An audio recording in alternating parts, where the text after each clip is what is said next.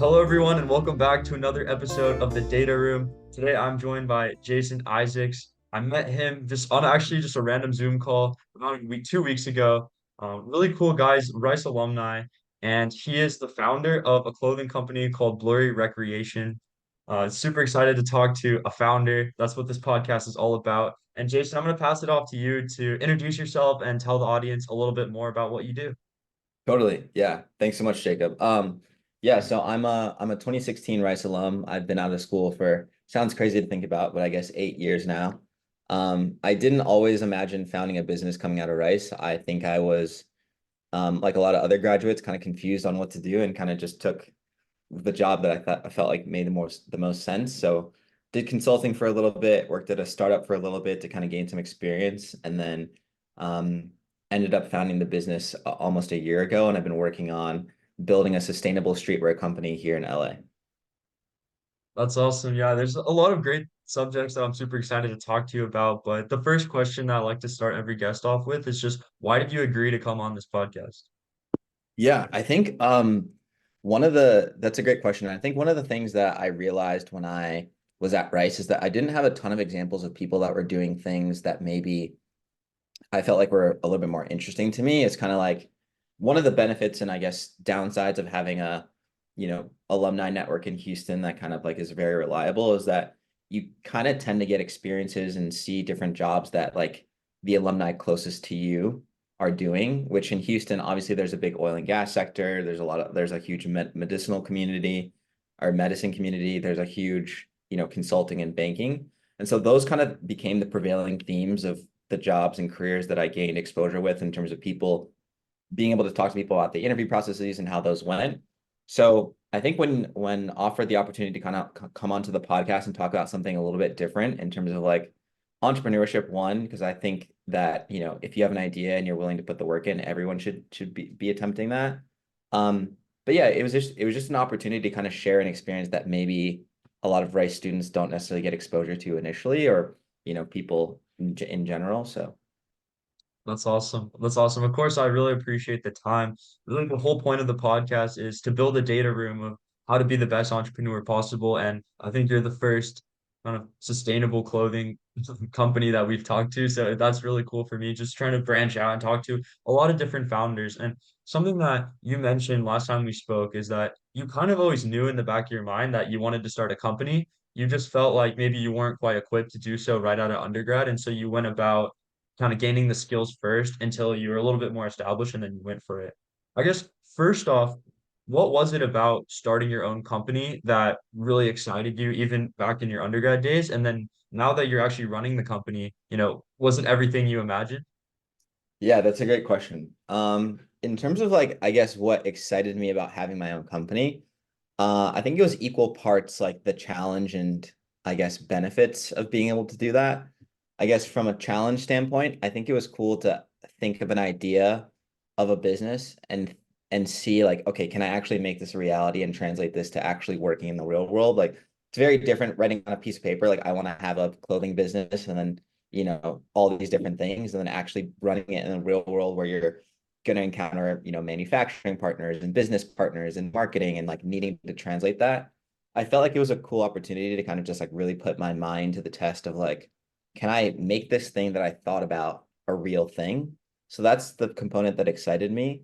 Um, and then I guess in terms of like how it's been actually running it, it's been equal parts exciting and challenging as well. Like I think I love being able to get up every day and being able to work on something that was initially an idea of mine and just like furthering it into becoming a reality.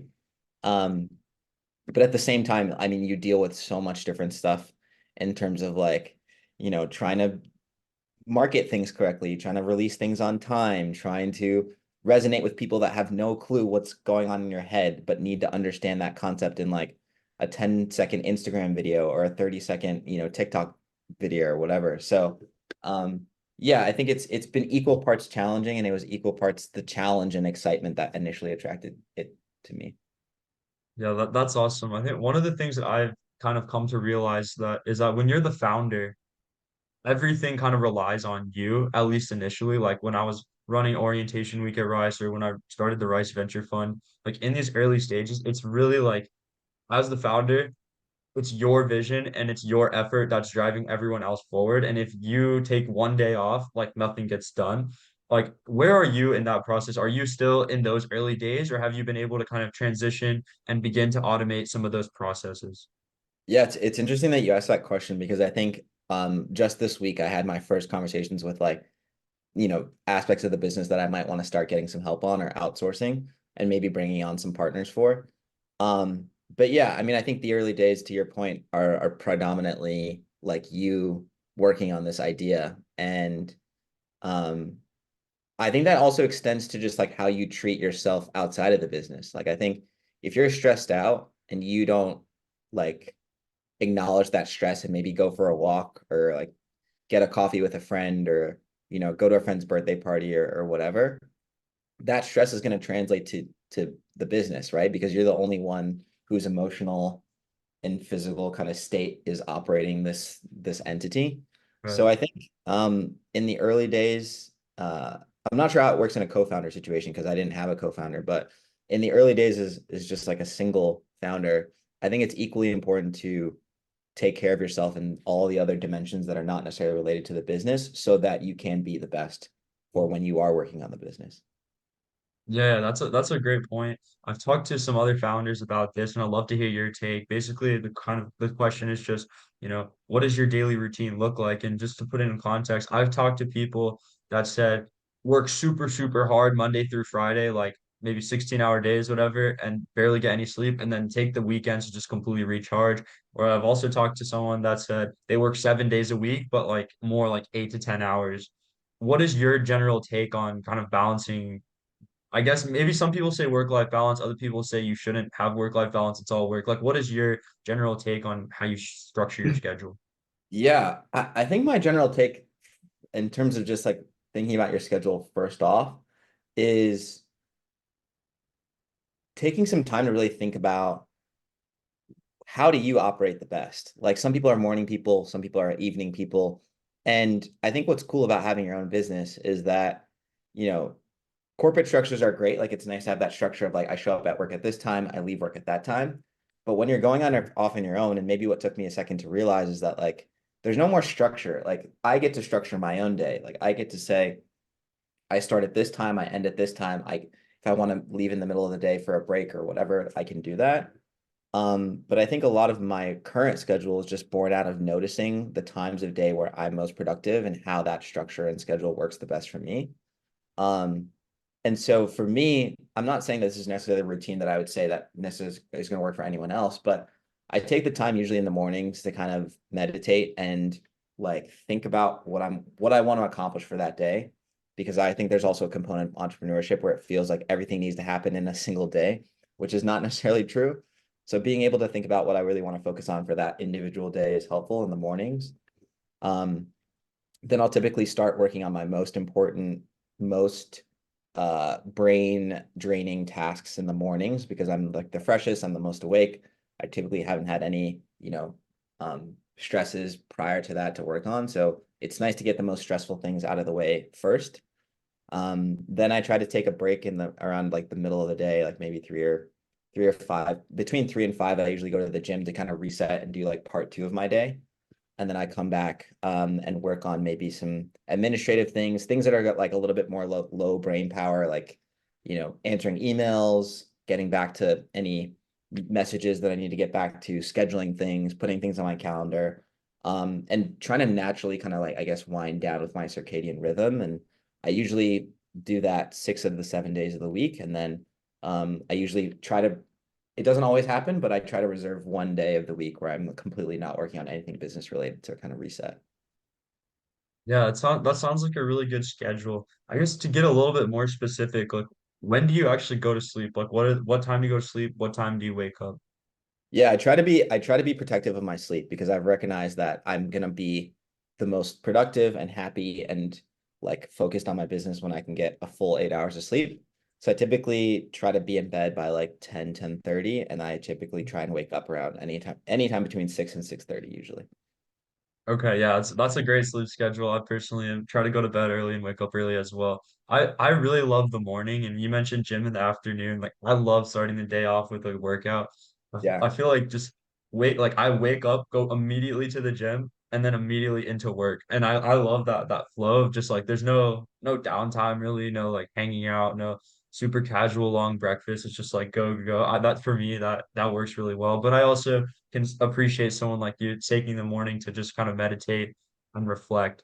And so on that note, I guess one of the questions I had for you is as a founder, especially kind of just being the whole business yourself right now, there has to be some kind of balance of tasks between things that actually like need to be done or move the company forward.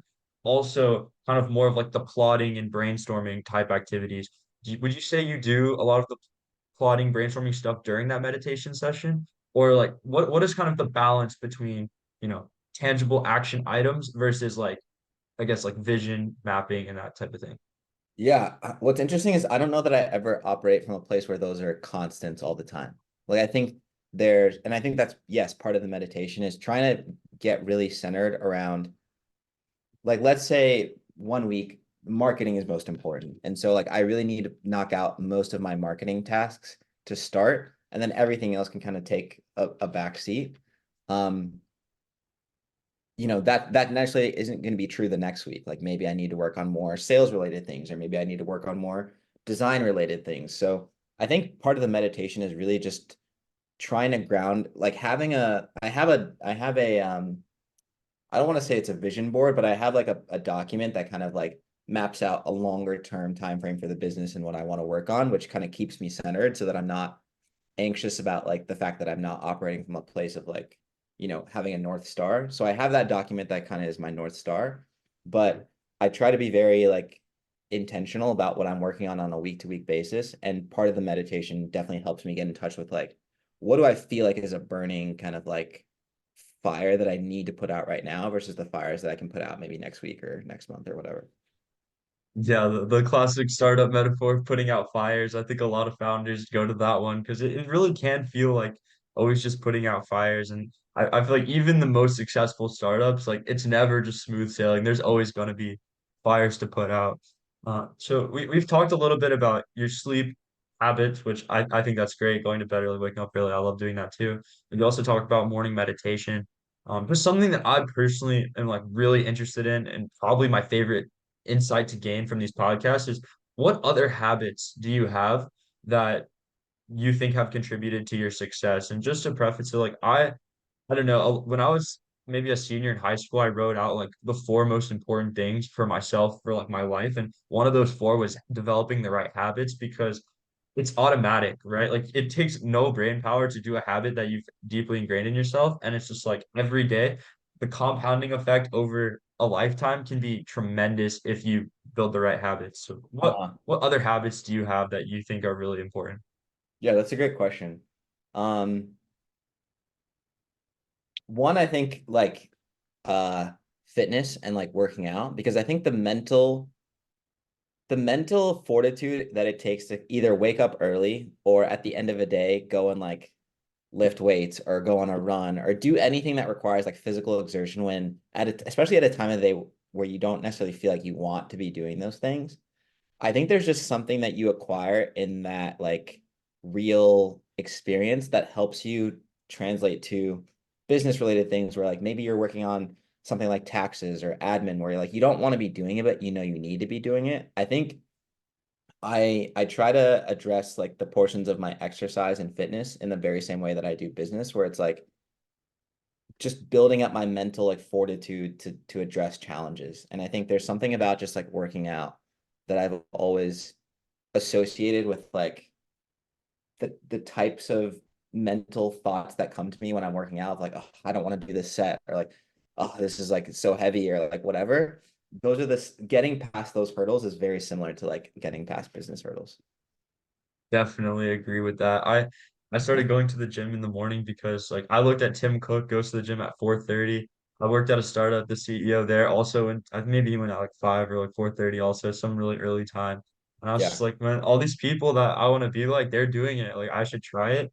And I realized immediately how much it absolutely sucks. Just like you're all cozy in your bed, it's nice and warm, and you wake up and in Houston, either it's like really cold or really hot or pouring rain. It's just like you don't want to get up, but like every day, like just doing it over and over. you're absolutely right. Like I personally, every time I wake up, I try to think of like an excuse of like why I shouldn't go today. But then I Yeah, realize like all those excuses, it doesn't matter. Like it's all just about saying no to all the excuses and making it there. And yeah, my personal goal, rather than trying to have like the best workout or like whatever in the gym. My goal is more so arrive at the gym as they're unlocking the door right at 6 a.m. That's what I try to focus on because I think it's about consistency. Like it's like for the gym specifically, it's just about consistency. I think over time, like the effects will compound similar to habits. But yeah, I really appreciate anyone that likes fitness. I mean, I grew up playing competitive tennis, and I think it's definitely a great way to develop that mental fortitude. yeah. And I think I like what you said about like, one, I like the excuses piece because I think that also happens in business where it's like, I don't want to do this, I don't want to do that. Like that happens all the time. And I also think that I really like what you said about it doesn't matter. I'm not trying to have the best workout every day. I'm just trying to be there every day. And I think that's essentially how, life as a founder is as well as like you're not going to kill it every day. You're not going to crush your sales every day. You're not going to crush your marketing every day. Some days you're going to have zero orders. Some days you're going to have thousands of orders. Some days you're going to have, whatever. Not every day is going to be a reigning success.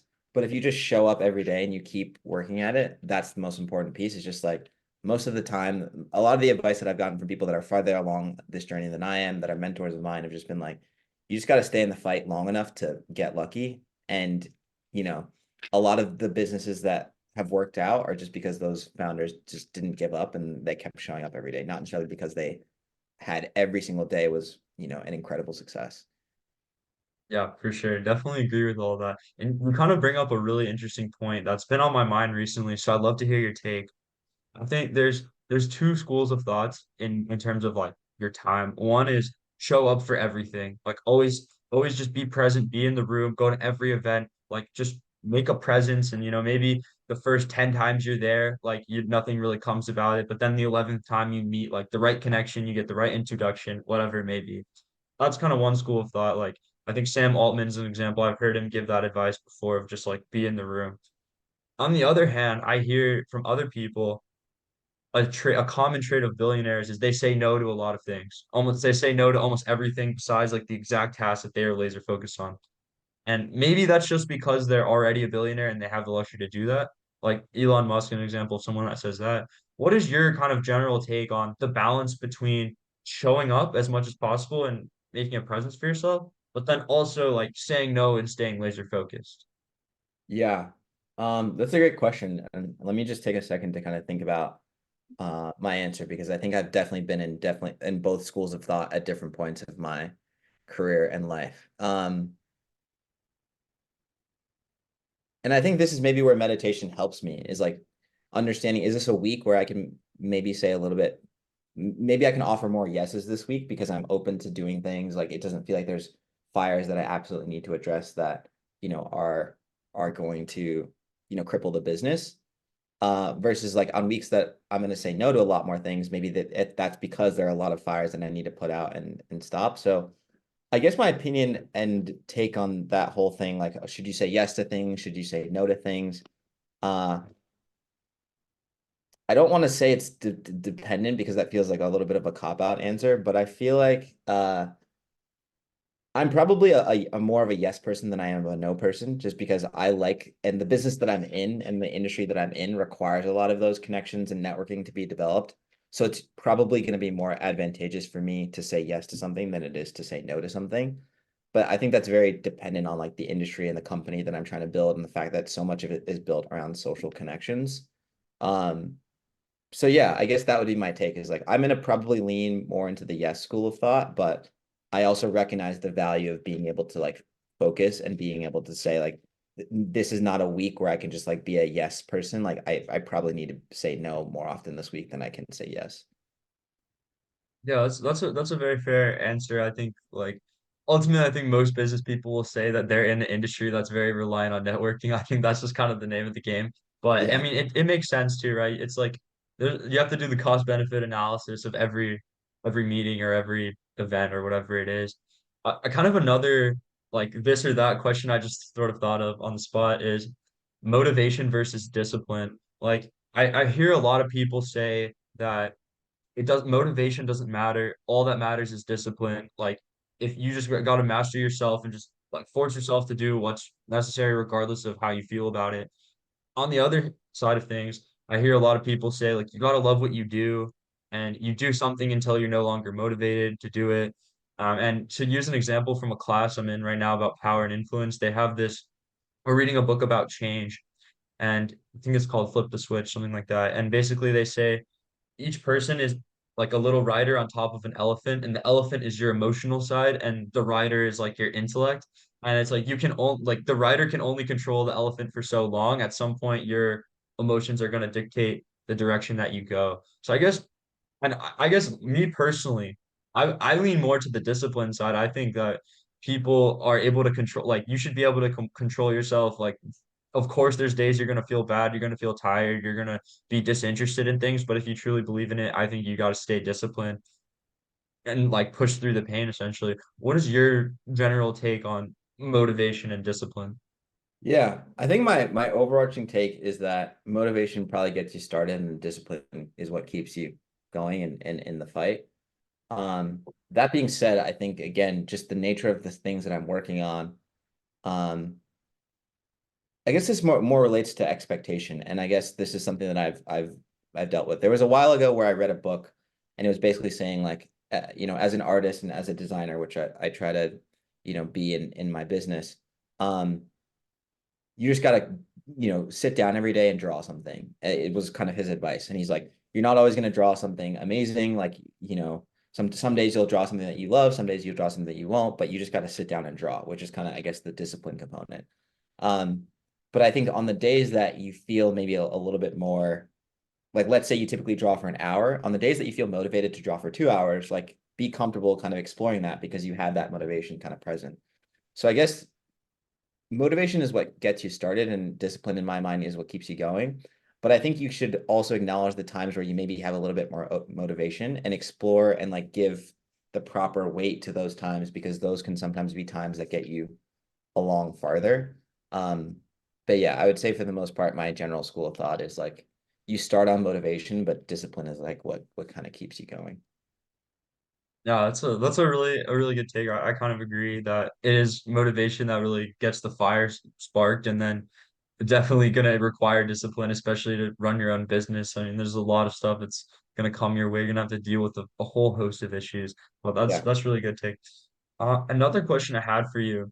So, right, like in undergrad, you want to start your own business. You weren't sure how. You spent some time gaining some skills. I guess how have you changed the most since a few different time periods. First, from undergrad to now, and then we'll do over the last year. Yeah. From undergrad to now, I think a lot of it was just um self-belief. Like I just don't think I possessed that in undergrad. Like in terms of thinking about if I had an idea in undergrad and um wanted to turn it into a business, I just don't think I would have had the self-confidence to like actually go out and execute it. And I don't necessarily think that's wrong. Like I just don't think that like in my own journey and perspective and take, that probably would have been a lot of false sense of self-belief because I hadn't run anything. I hadn't really had any business experiences that felt like I could run a business. Like, it was probably appropriate that I didn't have that level of self-confidence because I'd never gone out and done anything related to that. And so I think the biggest change from undergrad to now is just like now if you told me, hey, I have an idea, I want to run a business, or if I told you that, I would feel comfortable taking it and like trying to turn it into a business just because I have experience kind of doing that now. So I think the biggest change has honestly just been belief in myself of being able to do something like this. Yeah. And then over the past year, I think it would just be comfortability with like failure and just navigations of challenges. Uh, because I think with anything, like if you're starting any new skill, any new adventure, the first time that you experience a challenge, it's easy to feel like, well, maybe this isn't for me. I should hang it up. Like this isn't the right, I was wrong about this. I tried something, it didn't work out. I was wrong. It's easy to kind of take that perspective the very first time that you experience a challenge with something new. But I think if you're able to get past that point and just being like, okay, yeah, maybe this didn't work out in the way that I thought it was going to, or maybe I didn't get the result that I wanted out of this. But seeing that you can like make it over that hill and do that multiple times, you just like develop a comfortability with like things failing, which is like ultimately I think what helps you as an entrepreneur is just like the first time that you experience a challenge, it seems like that's the challenge that's going to break your business. But then once you get over that, every other subsequent challenge that you deal with, you just remember the fact that you've dealt with challenge before. You'll just have to pivot and figure out how to get past this one. So I think that over the past year, I've developed more chinks in my armor and resilience of like understanding that every time that something doesn't work out doesn't necessarily mean the business isn't going to work out. Yeah, absolutely. I think that's really good. People talk a lot about that growth mindset, and I think if you're in a startup and embracing the failures, I mean, embracing might be a strong word, but getting over the failures and taking something away from every time you kind of fail and you overcome the hurdle, taking away those lessons that you can apply in the future, it makes a lot of sense. And I think that's part of the reason why VCs prefer to invest in repeat founders, right? Because you've gone through the process before.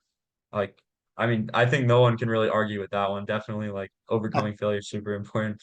To Yeah. go back to your point about self-belief, like developing that self-belief, I think that's something that most people, at least that I interact with, surprisingly, I feel like they don't believe in themselves enough. Like, I really think like when I ask people what they want to do right now, especially at Rice, a lot of people just focus on their first job out of college. That seems to be almost core to their identity of like what they want to do. And I mean, that's important. Obviously, like you want to get a good job and get on the right career path, but it's just people, I think people don't really believe in themselves as much as they should. Like what advice would you have to people who like for example, like I'll ask someone like like just a peer, what advice would you give me? And there's a lot of people out there that would just say like, "Oh, I don't know, like I have no advice for you."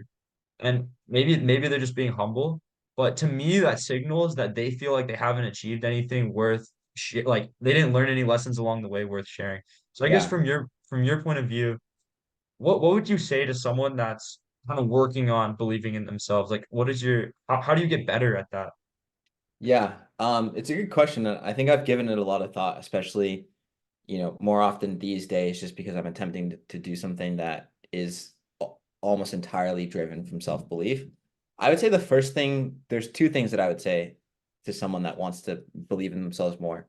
One, the world isn't designed for you to be like successful in what you want. Like the world is just this entity that you operate in. Like there's nothing in being born into the world that says like your dreams and your desires are going to be what is fulfilled in the world. Like that's kind of your creed and your kind of like journey as an entrepreneur is to try and figure out how you can make your vision operate in this like whole society and space that doesn't care about your vision more than anyone else's. Like it's up to you to kind of like build that into something that matters.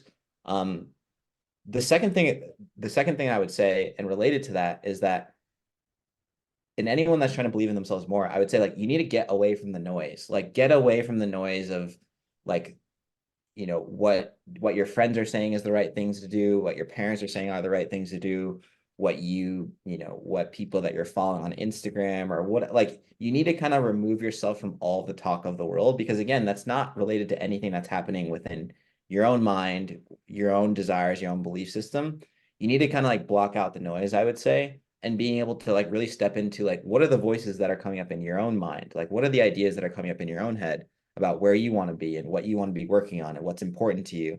And the only way I feel like you can really tap into those ideas is to be able to kind of block out the noise for a little bit with the understanding that you can then return to the world with that understanding, but like with your own flavor. Because I think there's so much like, perception that happens from feeling like if you go to a career fair and the career that you want is not there, like it's just not a career that you can have. Like, you get marketed to by different companies about like their programs and processes and all these things. And it's like there's so much noise that you're marketed to, especially at a point in college where you're trying to figure out who you are and it's so core to your identity that I feel like the most effective way to start believing in yourself is to start listening to yourself over all the noise that's happening with all the different things that, the jobs that your friends are getting, the stuff that your professors are saying, like all this stuff. You kind of need to be able to remove yourself a little bit from that and then return to it with your perspective and what you want and all this stuff. It's powerful, man. That's great. That's really good advice. Like I think, I mean, for someone like you that's already meditating, I think it's clear that you have a time and a place to do that. But I mean, with given like the TikTok addiction and just screens everywhere we look, like I really think most people don't take enough time to do that. I mean, I try to make a conscious effort as I'm falling asleep to really think about those type of things, but then I fall asleep and I forget about it in the morning sometimes. So yeah, I agree 100% that it's really important to know who you are and like what do you want to do versus just what are kind of the expectations or of society's thoughts or maybe your parents or anything like that. Like I definitely agree that you got to be true to yourself. Uh, kind of along these lines, but also a little different. A question I love to ask people comes from Peter Thiel, is a renowned VC for Founders Fund. He was like first outside money in Facebook. Uh, the question is, what is an important truth that you believe that most people disagree with? Yeah, that's a great question, and I think something I'll probably take a moment to think about. Yeah.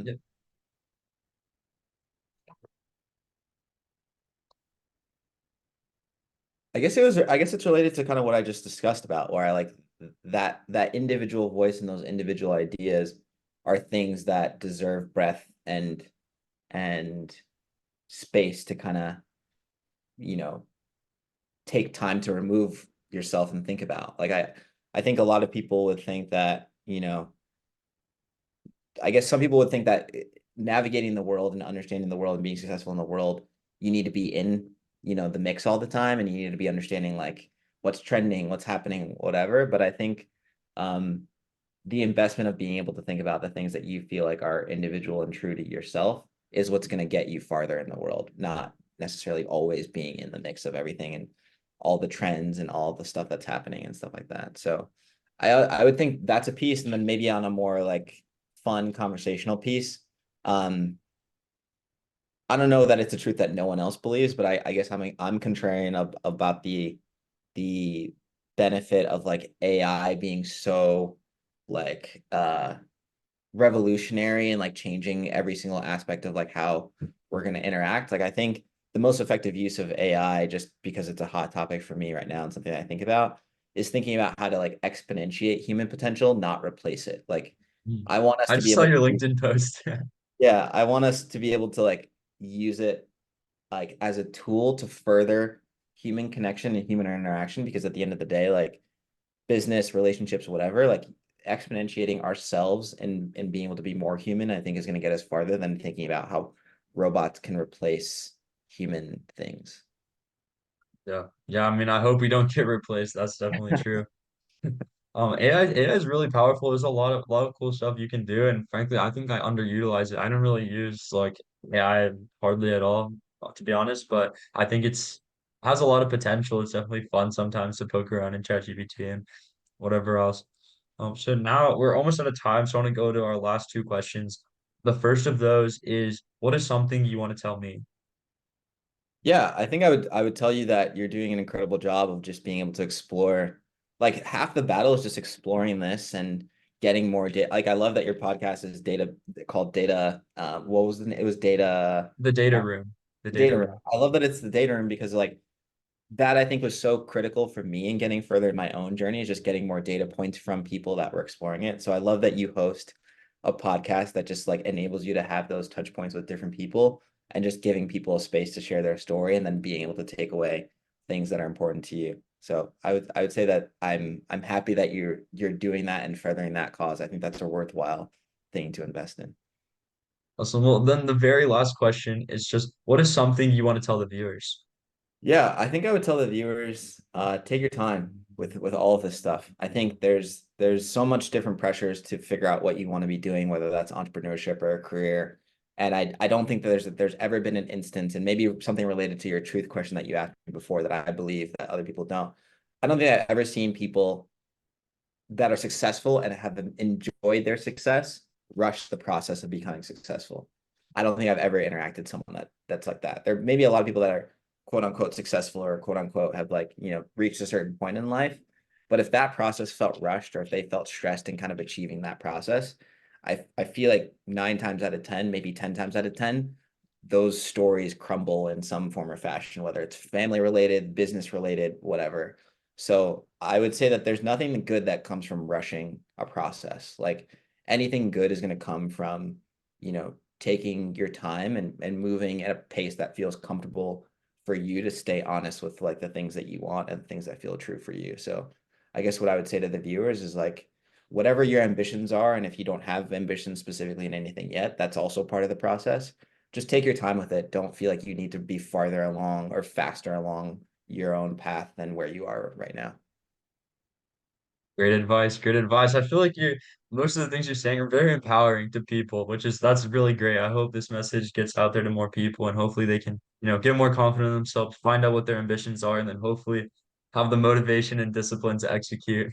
Totally. Well, Jason, thank you so much for your time. This is an incredible episode. I really appreciate it. And that concludes this episode of the Data Room. Absolutely. Yeah. Thanks for having me on.